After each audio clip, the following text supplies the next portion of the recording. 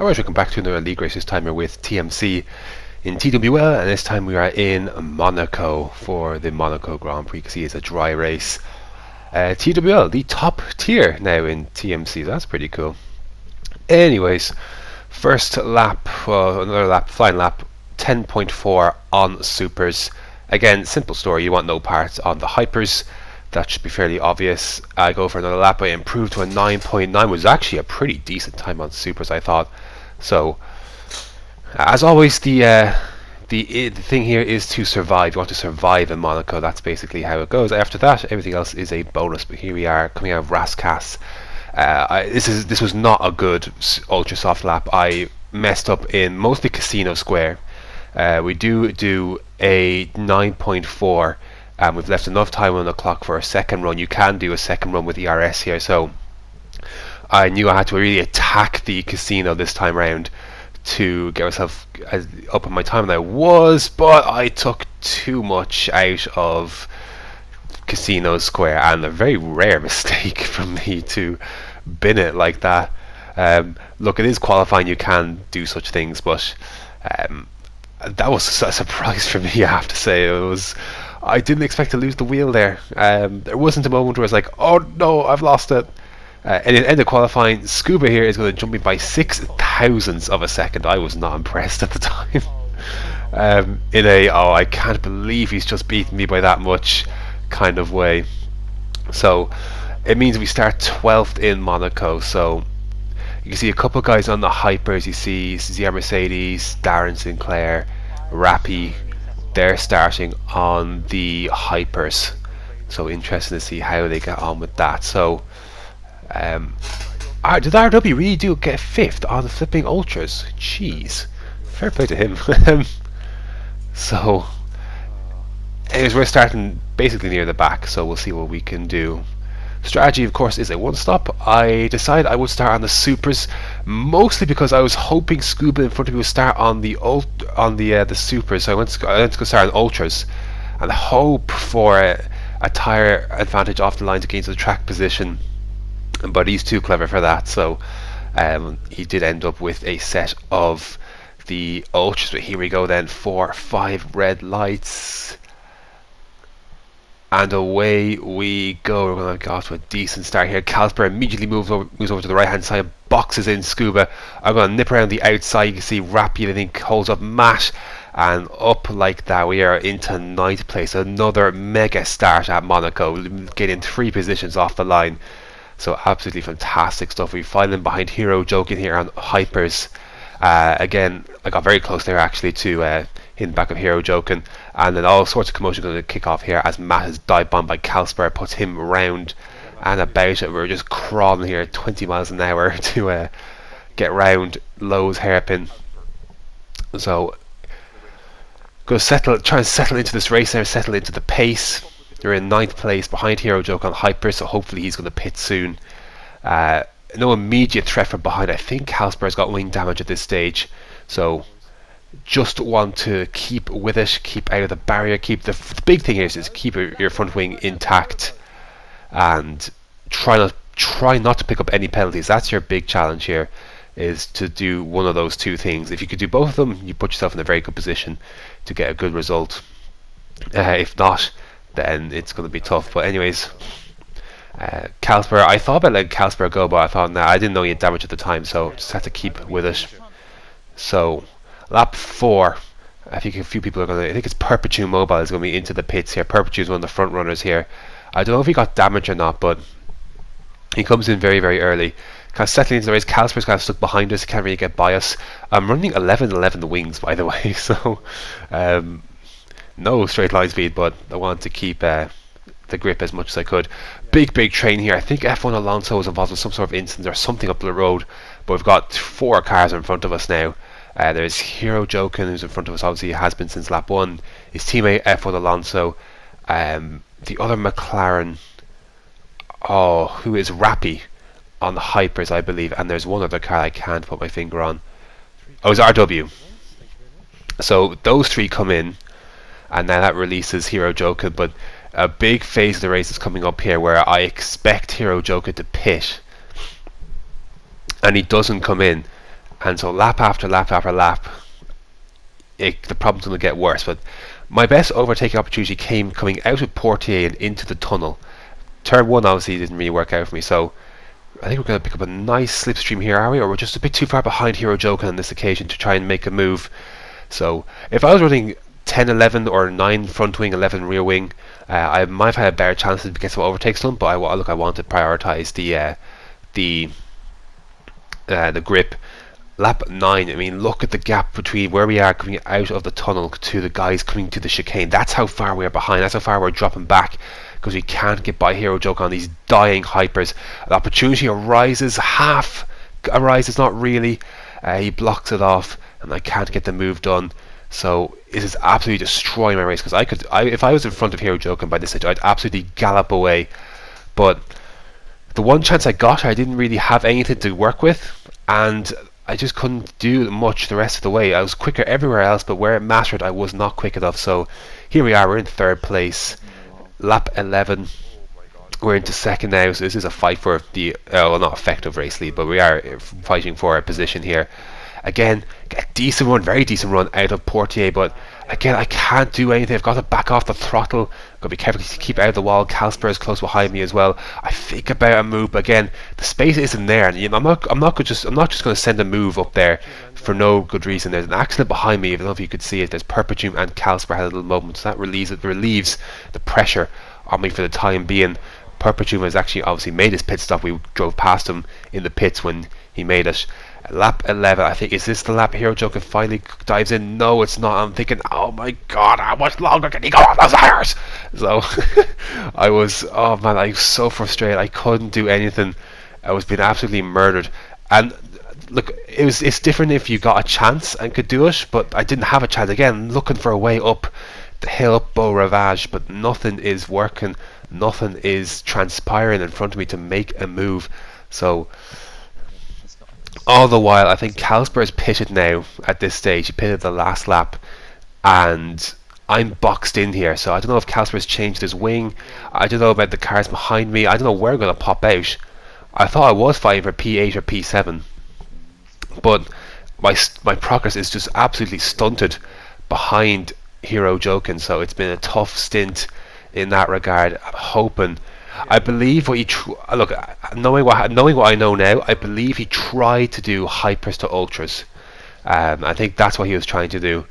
So, of course, ended up destroying his race, ended up destroying my race, and well, destroying. I mean, we'll look at it later. But again, just desperate, and I'm hoping is this the lap he finally pulls in. So, oh, that was tough. Anyways, it doesn't affect, it affects me. I'm released now, but I've got Perpetuum up right up my ass now as well. And my own strategy was, again, I've avoided the barriers. I want to get to, I think I want to get to lap 18, I think, is what I want to get to in terms of before I pit. Anyways, Perpetuum up was going to go steaming down the inside, and yeah, didn't like that. So, anyways, there he goes.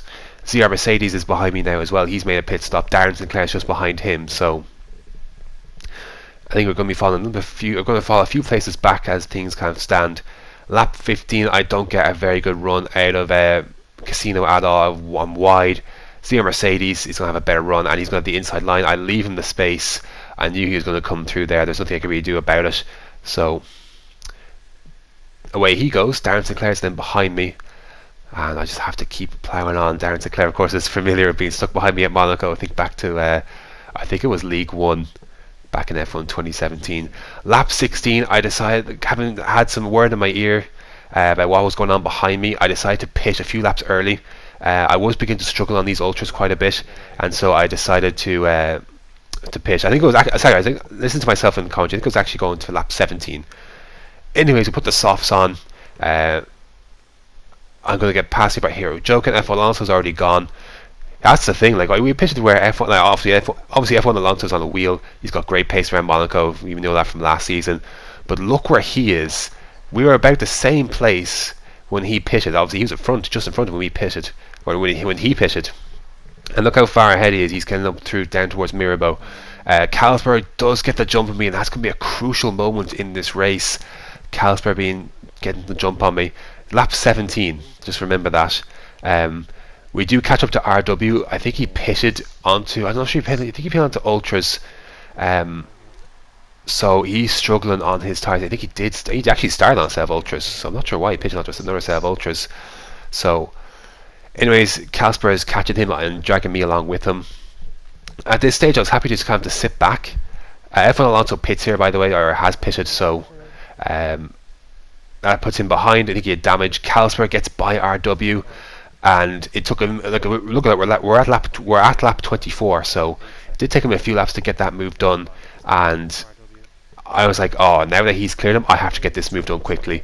It looked like RW was really struggling in this phase of the race, so I was thinking I should be able to get something done. But again, I used the time stuck kind of monitoring the situation behind, because I thought there would be a crash between these two, and I just used the time kind of to save a bit of fuel if I could. And ERS, he gets a really poor run out Portier, he loses the back end, and that's an easy move for me, one of the easiest moves I'll make at Monaco, so thankfully I'll take that. And we move by up into 6th place then, so we actually are fighting for some good points here today. I believe Kevin Portugal retired in front. Lap 27, here we are. This is what we're working with. 6/10 to Casper in front, 1.8 seconds to F1 Alonso. So F1 Alonso has been catching rapidly. I won't say gradually, he's been catching rapidly. And so kind of not much happened. It was kind of a waiting game in many ways. I knew Casper had a penalty in front. I knew F1 Alonso didn't, so I had to be careful of that. Lap 30, I believe this is where Casper's tyres begin to go off. He pitted earlier than I did, and I believe this is where his tyres begin to go off, and I begin to sense an opportunity would eventually arise in the 9-10 laps that were remaining. I knew I would get my chance. I just had to be careful behind F1 Alonso. Wasn't going to not to lose a place to F1 Alonso. I know F1 Alonso is not going to do a stupid dive or anything like that. He knows how to race, so, and as do I. So anyways, but here's the thing, I didn't trust Casper in front. People ask me, why didn't you go for a move? And the guys on stream are saying, why isn't he going for, like, he should go for a dive. Problem is, you need to know who you're racing with as well. I didn't trust Casper. I haven't, he ploughed through RW a little bit. He ploughed through Matt earlier on in the race, so you get a bit of a wobble for Casper there.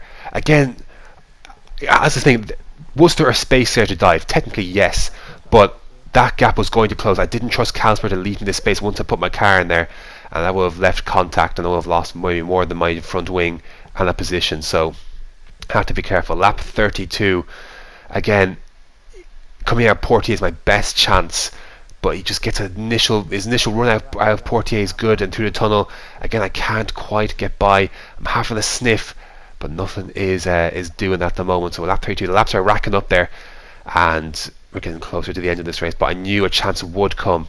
His tyres were absolutely dying, and look at this, look at how close we are coming out of Portier now. I thought this has to be it, surely. But no, again, I'm running 11-11 wings, and again, I go for it, I think about a dive. I think he did leave the space, to be fair, but it was a gap that was going to close all the time. The later on, I need to be further alongside him before that part of the corner. So lap 35, we're getting closer to the end of the race. Here we go then, look at this. Again, a good run, bit of a wobble on the back end for Casper. I tried to go to the left, there's a bit of desync, he's in the wall, and that leaves a poor taste in my mouth. I reached out to him afterwards to apologise, but it was desync. It is what it is. It was desync, and sadly for him, he has to make a pit stop. Lap 37 now. Here's the thing, Rappy was on 30 plus old tyres in front, and had I been able to get by Hero Joken and obviously not been stuck behind Casper, I think I could have caught Rappy. But anyways, lap 38, we'll focus on that later. Lap 38, my supers begin to die at this point. F1 Alonso was much quicker behind, and I was holding on for dear life in front here. Lap 39, this is the last lap of the race. I was really struggling to see, like, I was able to keep myself safe coming out of the tunnel that last time. This time though, he's right on my tail. Like, the ultras, my supers have basically gone. Their best has gone. The ultras are still giving him what he needs. He's quicker than me on this track, and so I was trying to save fuel and ERS the whole time after we dealt with Casper. But everything's being used here for this one last lap. He was close. I had to block the line, blocking the middle of the track. I left him the space on the outside if he wanted to do it, and preventing him from doing the inside as well. He isn't able to get that move done. Perpetuum has won the race, a long way in front there, so well done to him. Well done to ZR Mercedes and Darren Sinclair on the podium as well. But here we're just kind of defend for everything we're worth. Look at the fuel. I actually didn't notice the fuel was so low heading into the last corner. I tried to keep an eye on it as much as I could, but here we go then. I put it up into Rich. I actually realised I ran into low fuel and I run out of fuel on the line, but it's just enough. It's just enough. 36 thousandths. I was actually extremely lucky not to run out of fuel earlier. But there you go then, that is the race. No penalties. Actually, a good few drivers had penalties this race, to be fair.